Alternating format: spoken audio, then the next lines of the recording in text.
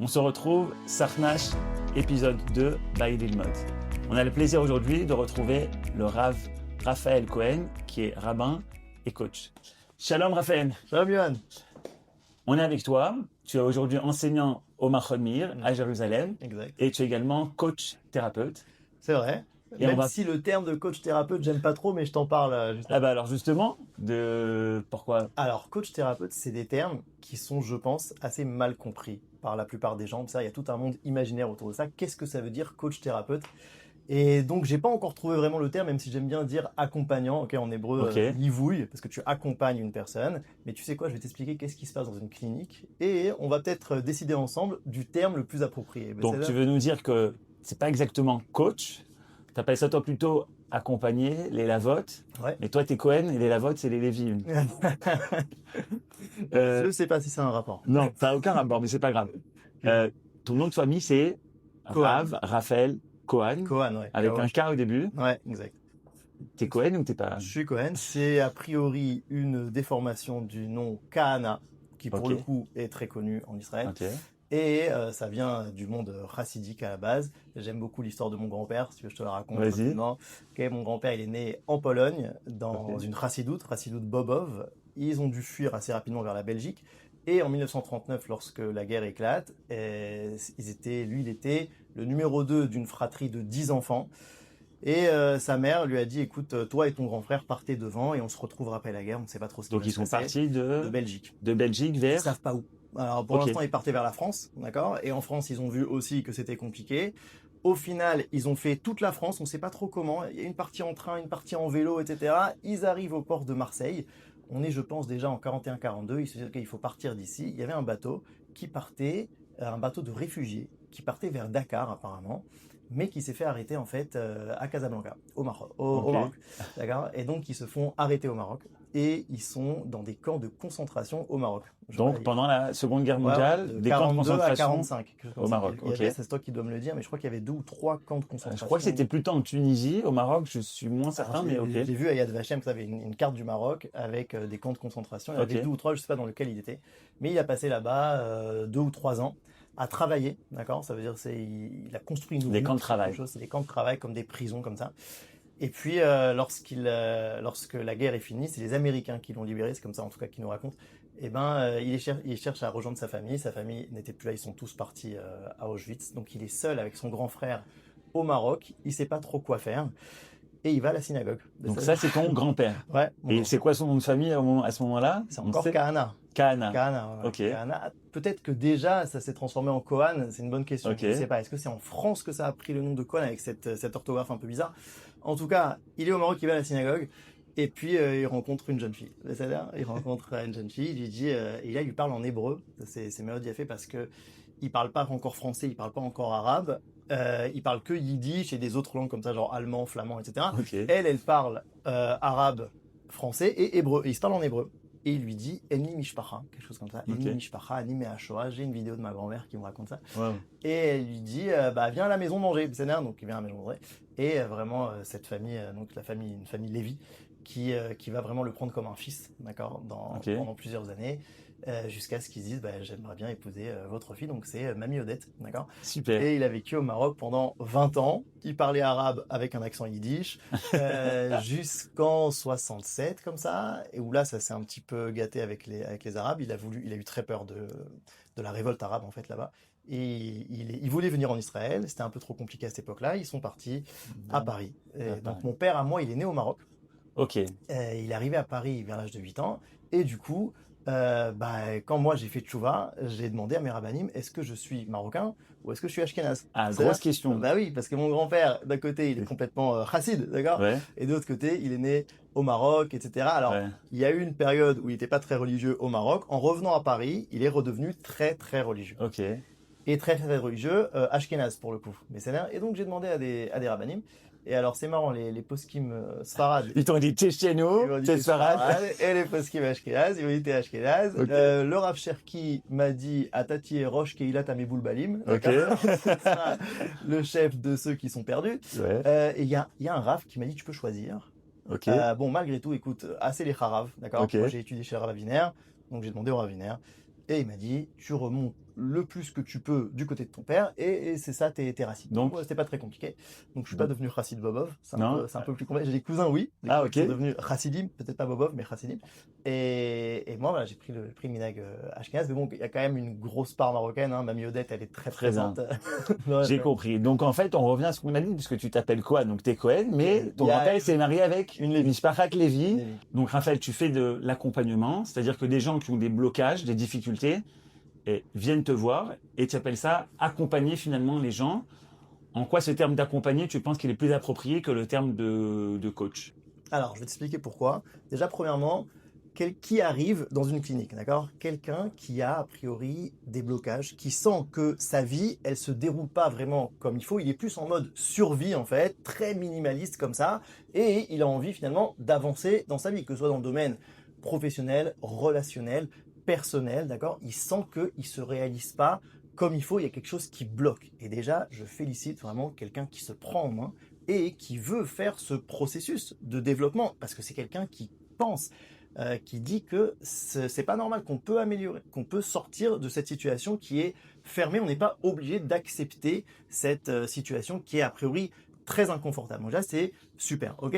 Il arrive dans ta clinique et il te raconte tout ce monde de complexité, d'accord? Tous ces blocages qu'il a, pourquoi est-ce que ça va pas, etc., etc.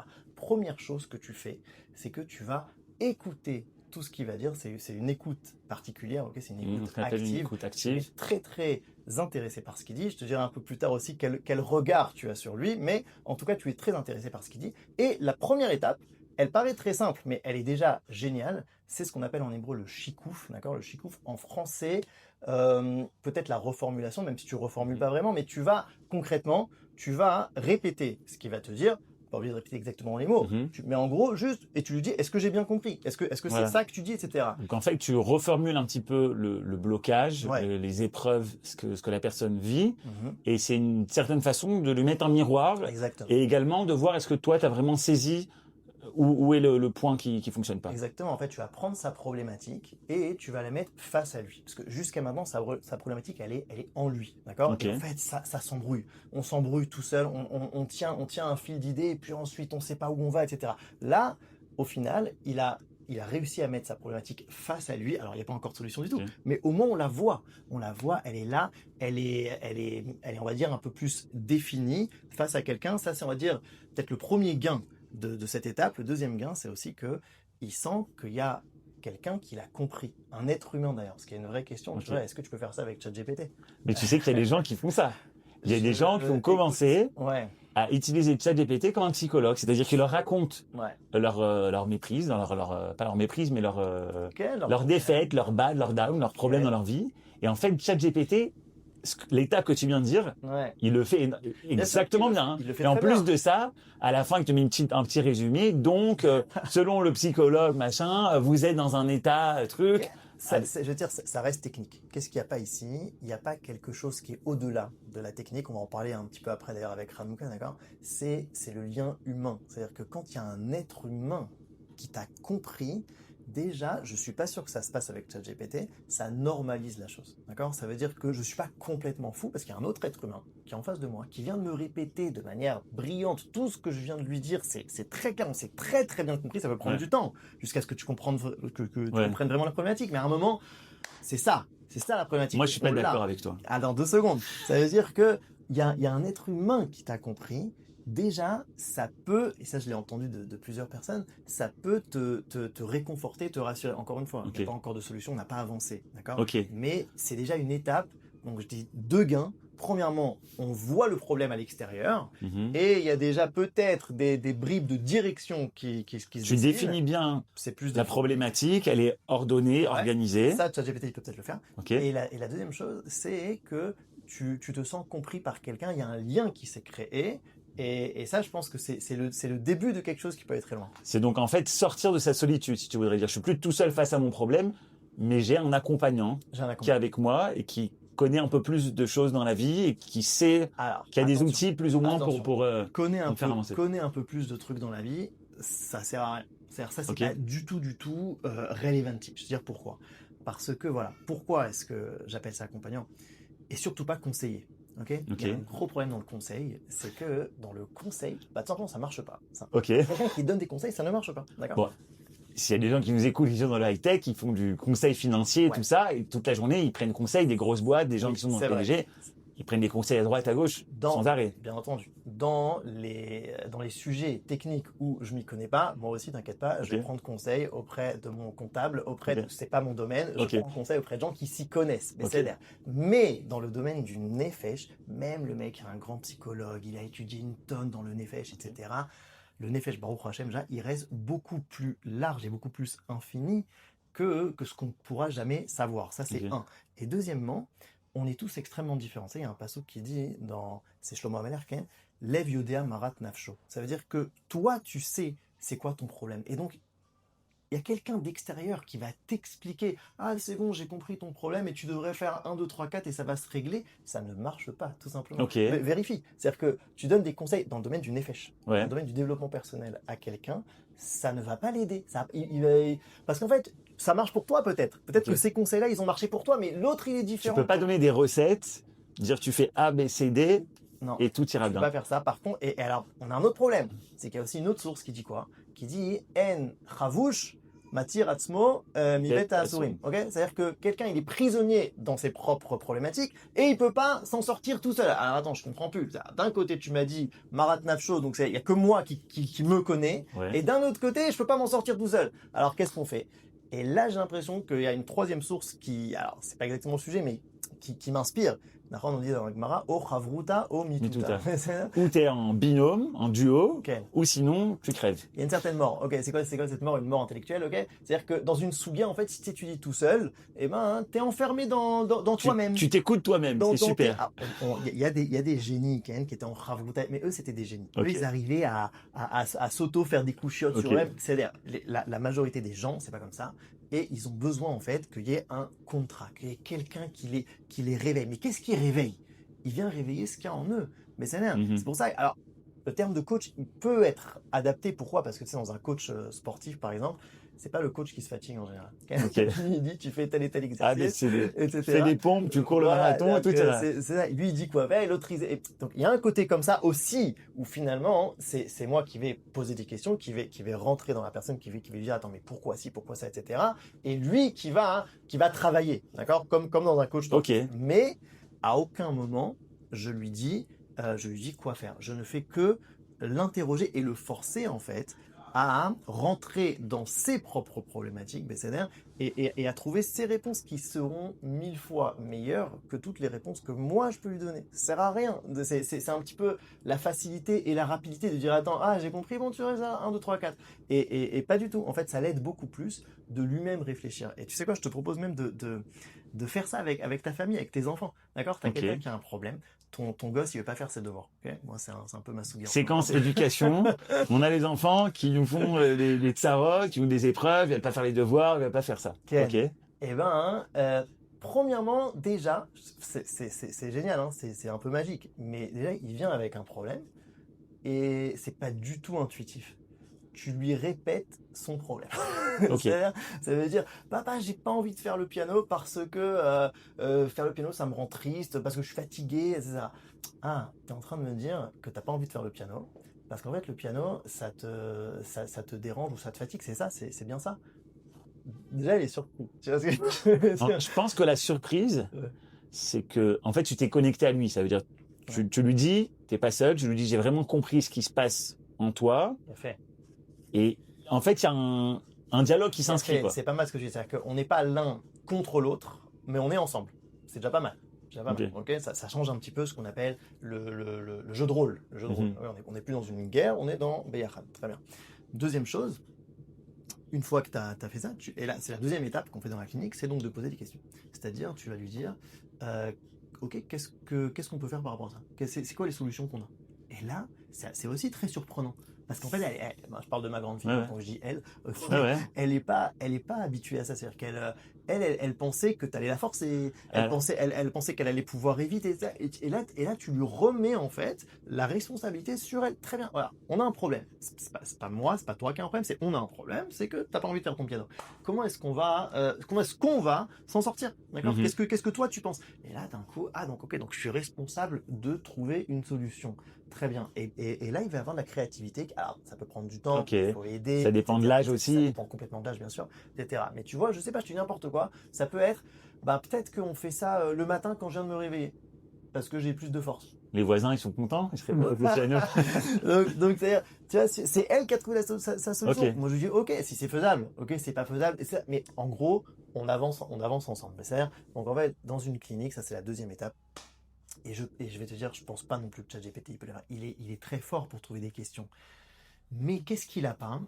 Il n'a pas un vrai intérêt pour la personne. Il n'y a pas une personnalité derrière qui est vraiment intéressée par cette personne qui est en face de moi et qui veut vraiment comprendre. Parce que je veux dire, comment tu trouves la bonne question qui va débloquer la personne? Mais ça, c'est ce que tous les coachs, ils essaient de chercher. En fait, tu nous dis, c'est pas trouver la solution, ça, c'est sûr. Mais c'est toujours trouver les questions clés, en fait. Les questions qui vont forcer celui qui vient à la clinique à s'autocritiquer, à trouver les réponses, à se trouver ses solutions. À trouver ses solutions. Mais donc, comment tu trouves cette question clé, etc.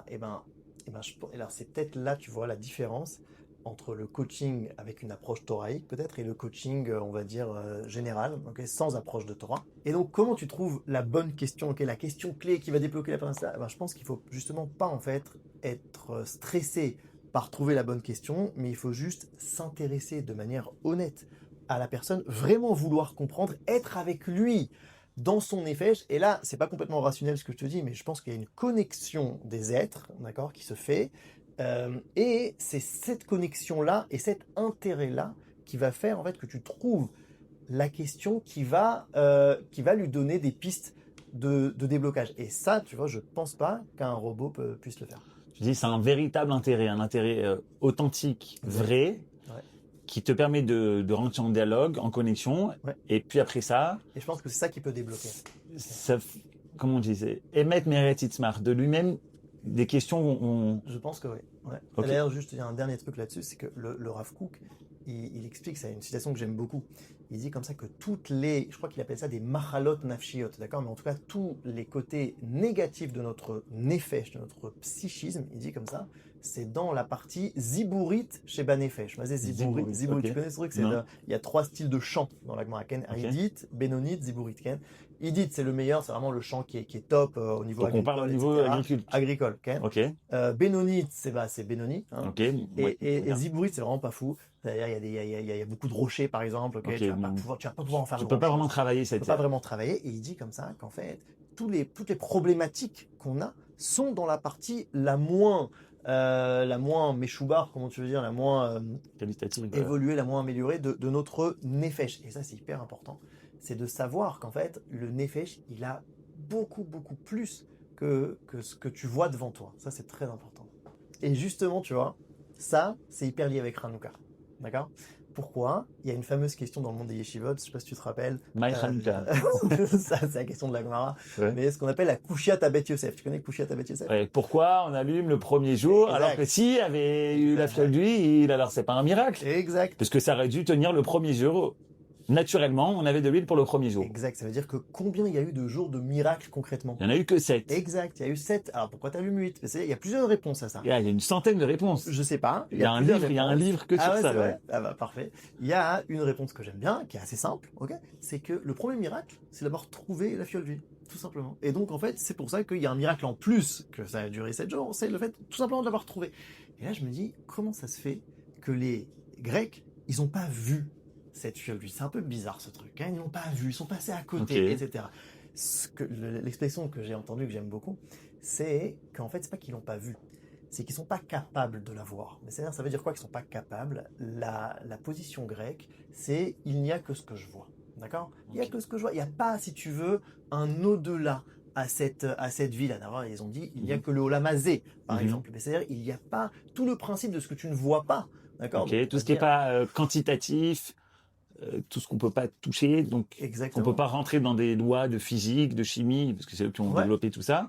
Ça n'existe pas. Ça n'existe pas. Et si tu veux, c'est exactement l'inverse de l'approche juive. L'approche juive, elle te dit finalement, il y a tout un monde qui n'existe pas. Le Rav Botchko m'a même dit un jour, l'essentiel de la vie, c'est ce que tu ne vois pas.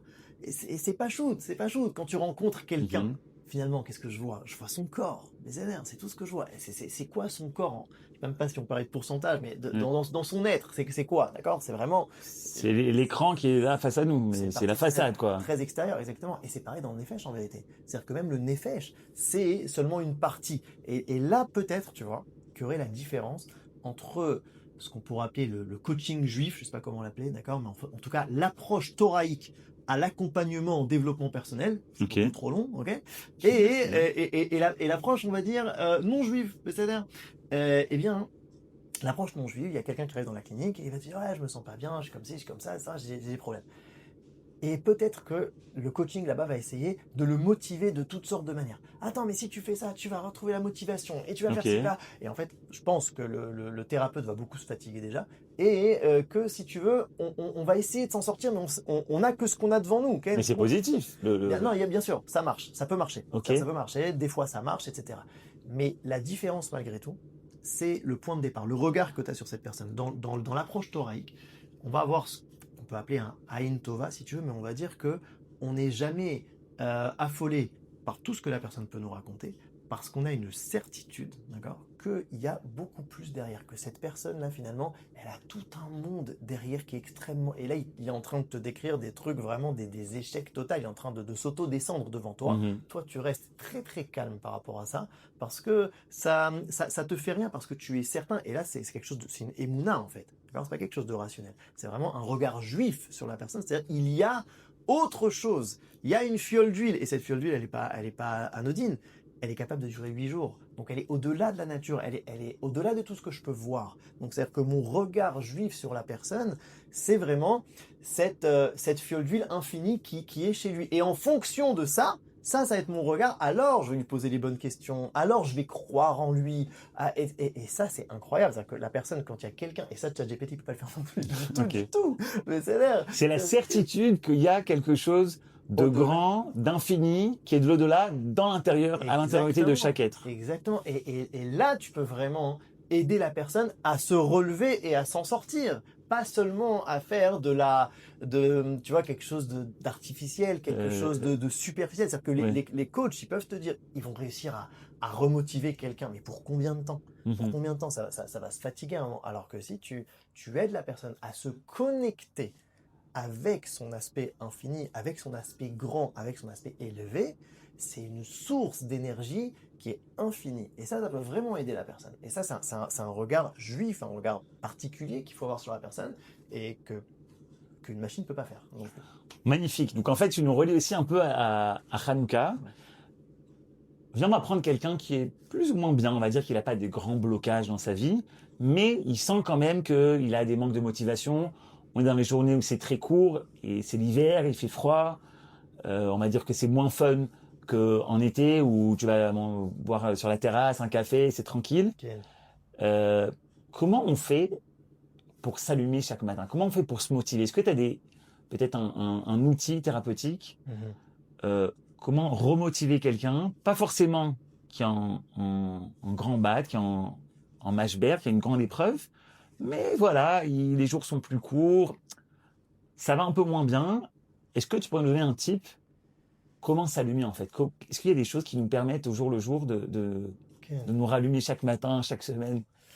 Comment s'allumer, comment éclairer? Viens, je dis dans mes mots, on va dire comment peut-être avoir plus de vitalité, on va dire quelque chose comme ça. T'es plus lumineux, quelque chose comme ça.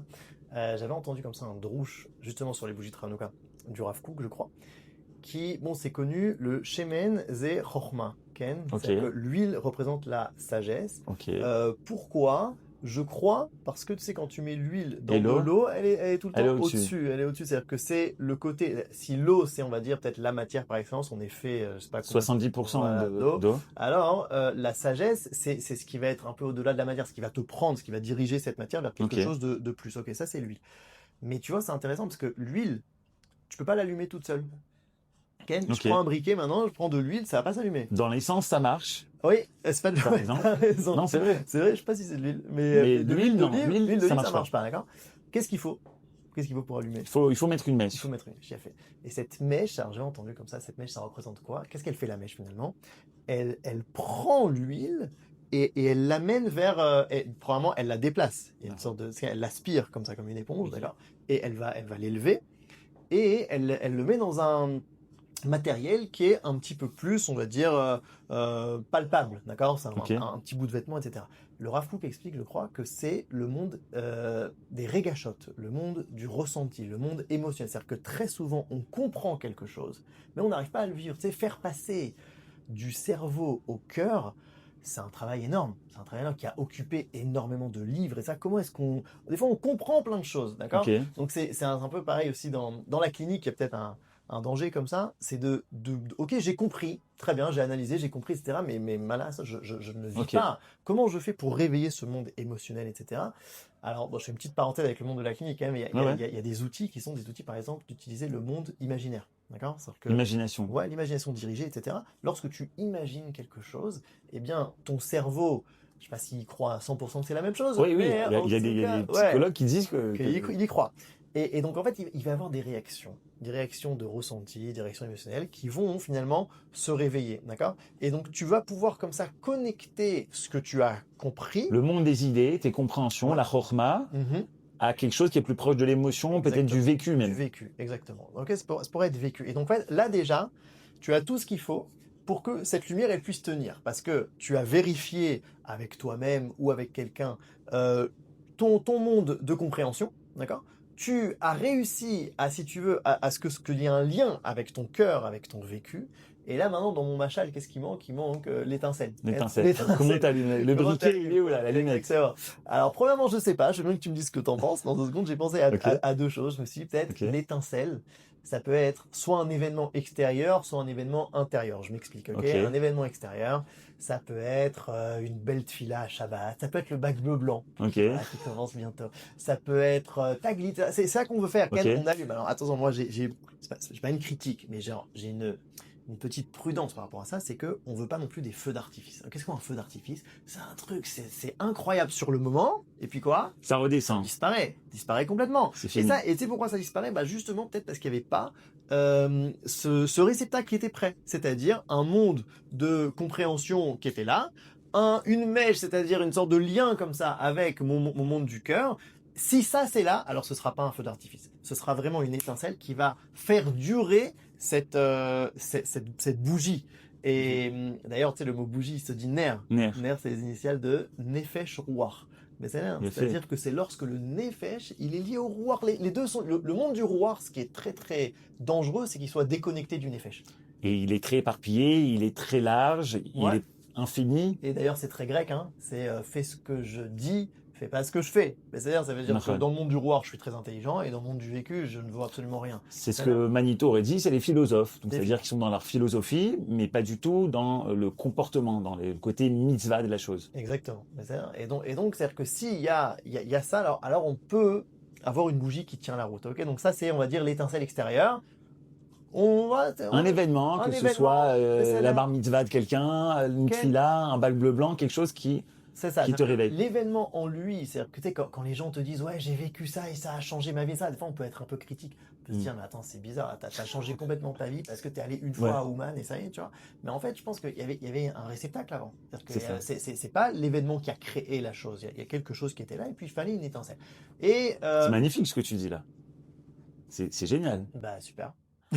Non, c'est génial. Ça veut dire, en fait, tu dis, c'est pas l'événement en fait qui a créé quelque chose, mais en fait, c'est un trigger. C'est-à-dire que le bonhomme, il est déjà connecté avec lui, il est déjà quelque part en chemin, mais il y a quand même un instant T, un événement intérieur ou extérieur à sa vie, où il sent que il passe le pas, il s'est passé quelque chose. Et c'est pour ça qu'il faut les créer, ces événements. Il faut les créer avec modestie, avec humilité, tu vois, sans penser que c'est parce que la personne a chanté les slichot la nuit au kotel qu'il va faire tchouva. Mais s'il y a une préparation avant, il faut les créer. Et c'est pour ça que le bac blanc, c'est plutôt bien, hein, parce qu'il y a à la fois des explications et à la fois des événements. Donc, c'est quelque chose. Après, c'est trop court, dommage. Au Mahraniyeh, on fait ça 1 an. Tu fais un peu de pub, là. Au Mahraniyeh, on essaie de jouer sur les deux. Il y a une étude, une vraie étude, etc.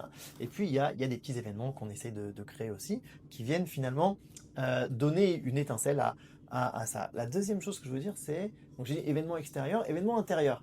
Événement intérieur, j'ai un peu plus de mal à définir, mais parfois, ça va être... c'est-à-dire que l'étincelle, finalement, elle est toujours à l'intérieur. D'accord ? C'est-à-dire que notre Neshama, elle veut toujours éclairer, elle veut toujours nous donner de la vitalité. Mais c'est-à-dire, il faut juste lui laisser un petit peu la place, il faut juste la laisser exister. Et parfois, ça peut être tout simplement des idbonenut, idbodedut. Okay. Je ne sais pas comment le redire en français, mais c'est-à-dire que tu es avec toi-même et de cette réflexion avec toi-même, il y a une sorte d'étincelle qui peut aussi tenir la route. Très beau ce que tu dis. C'est-à-dire, on n'est plus là maintenant en train d'étudier ensemble le Kuzari, le Maharal, le Rav Kook. Mais moi, j'imagine plutôt ça comme quelqu'un qui, à la fin de sa journée, prend son stylo, il écrit, et justement, il relie la Neshama avec le Nefesh, ou le Ruach avec le Nefesh, comme on a dit, le nerf.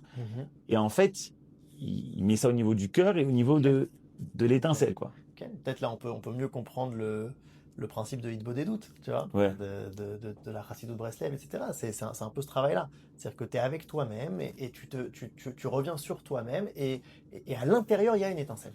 Tu sais ce que ça me rappelle ? Ça fait déjà 2 ans qu'on est en guerre.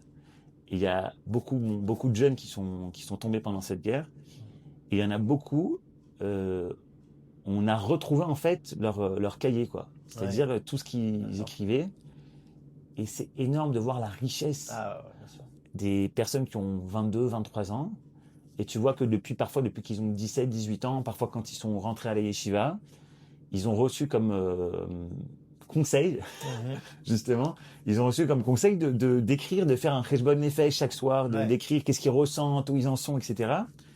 Et je pense à Mitai Granot, le fils du Rav Granot, je pense à Kfir, je pense à Hillel. Amichai Buntzal. J'ai étudié avec mes élèves dans tous les endroits où je pouvais enseigner. J'ai amené son cheshbon nefesh. Sa famille a publié son cheshbon nefesh, regarde. Et c'est incroyable. C'est incroyable parce que c'est vraiment quelqu'un, je sais pas, je crois qu'il avait 22 ans, 21 ans, c'est assez jeune, mais il se prend en main complètement. Il a une conscience de qu'est-ce qu'il veut, de qu'est-ce qu'il est et de comment on peut y accéder. C'est incroyable à voir. Si maintenant je te dis un conseil justement, toi en tant accompagnant, si quelqu'un a envie justement de commencer à écrire, est-ce que tu aurais un ou deux types à lui demander, à lui proposer? Si quelqu'un se dit, voilà, justement, moi, ça m'intéresse, il faut que je prenne du temps pour le soir pour écrire ce que j'ai pensé, ce que j'ai envie. Est-ce que tu as une ou deux règles à nous donner, des choses à faire ou à ne pas faire? Voilà, il y a quelque chose de très connu dans toutes les cliniques de développement personnel. Ça s'appelle, je vais le dire d'abord en hébreu, Matsui, Ratsui, Vepar. C'est-à-dire, Matsui, c'est la réalité, ma situation aujourd'hui, qu'est-ce qu'elle est. Qui je suis actuellement, quelles sont mes difficultés. Voilà. Ratsui, c'est vers où je veux aller, quelles sont mes aspirations, quel est mon rêve. Moi, je veux être là-bas. Exactement. Et par, c'est l'écart entre les deux. Comment j'y arrive? Le fossé entre les deux réalités. Et donc, en gros, en très gros, c'est ça qu'on fait dans une clinique. C'est-à-dire qu'on va extrêmement essayer de bien comprendre au maximum le matsui, où est-ce qu'il en est, d'accord, et sans ajouter rien du tout, sans essayer sans embellir la situation. Surtout pas, sans essayer d'embellir, sans donner des petits conseils, sans rien.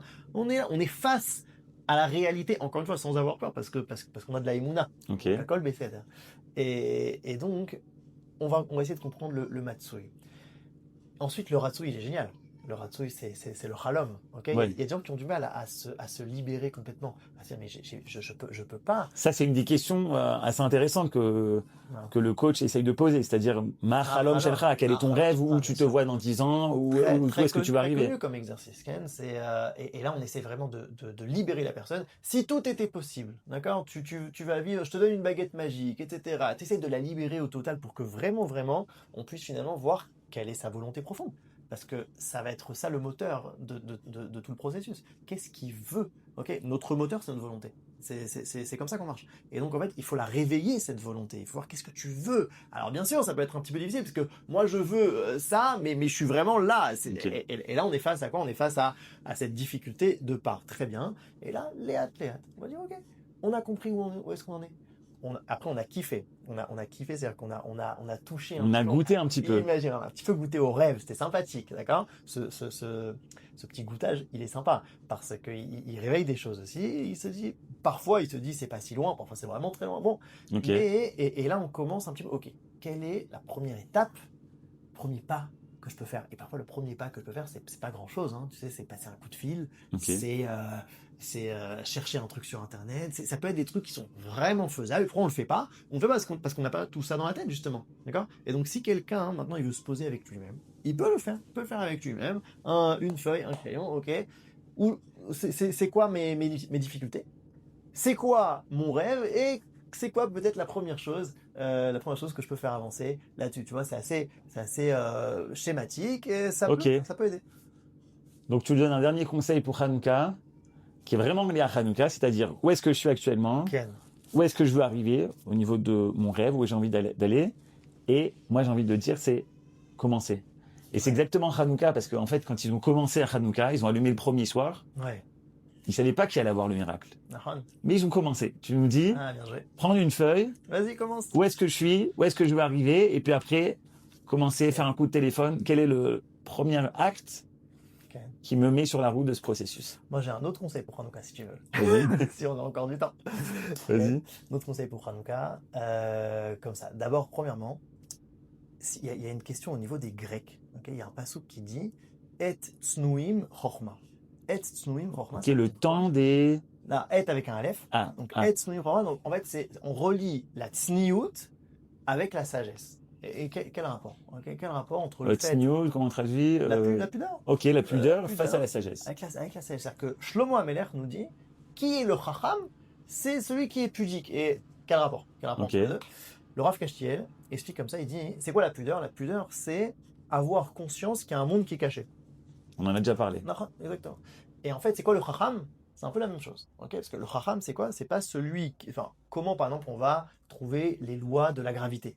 D'accord? Elles sont pas explicites dans le réel. Mais d'un autre côté, on ne les a pas inventées. On les a découvertes. Exact. Mais il faut que j'ai une conscience, une recherche, qu'il y a un monde caché que je dois dévoiler. Mais ça, c'est la chorma. Il y a une vraie chéla par rapport aux Grecs, c'est comment ils étaient à la fois tellement chachamim et tellement patsnouim. Ok. Ça fonctionne pas, c'est l'inverse du passouk. Ça fonctionne pas. Et ben justement, le Rav Kashtiel, il dit c'est pour ça que ça n'a pas tenu, parce que c'est quand même assez impressionnant que le peuple grec d'aujourd'hui, je crois que c'est vraiment les descendants de ces Grecs-là. C'est-à-dire même continent, même langue, mais le peuple grec d'aujourd'hui, tu vois, c'est pas incroyable, quoi. C'est pas le high-tech nation. Et ben c'est que, si tu veux, il y a eu de la chorma au début, mais c'est une chorma qui ne laissait aucune place en fait à ce qui est caché. Et donc quand tu laisses pas de place à ce qui est caché, quand il n'y a pas de tsniout finalement, tout doit être découvert, tout doit être là, etc.